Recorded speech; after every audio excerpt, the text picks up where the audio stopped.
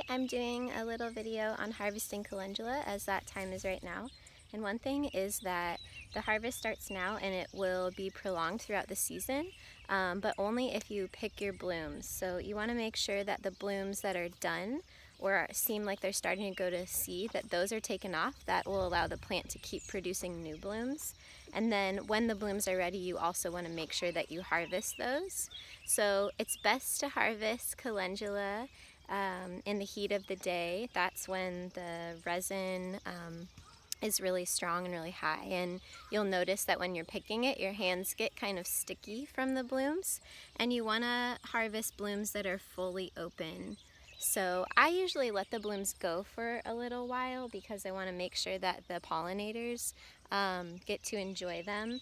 But when they're completely open and full, that's a good time to just pick them by popping them off of the top just like that. And calendula has so many uses, but specifically I use it for skin mostly. So I make infused oils, I dry it, and I use it for balms and salves and all types of external uses for burns or cuts or wounds or anything like that. So it is one that's harder to dry, so you really need to make sure that it gets fully dry, 95 to 100 degrees to dry these, and you want to make sure they're super crisp.